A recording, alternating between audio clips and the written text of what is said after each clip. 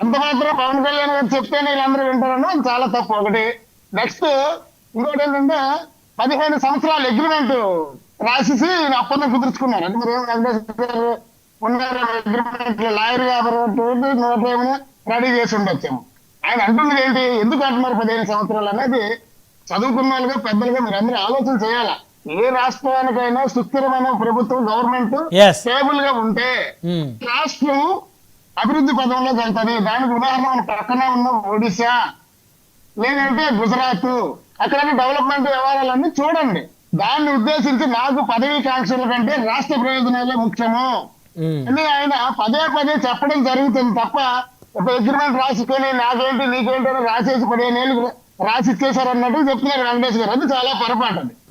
ఎందుకంటే ఏ బాధ్యత జరిగిన ఎవరైనా కూడా ఒక గవర్నమెంట్ స్టేబుల్ గా ఉండడం వల్ల వాళ్ళు తీసుకునే నిర్ణయాలు కానీ ఏదైనా కానీ రాత్రి ఏదో అయిపోయిందండి. ఒక పోలవరం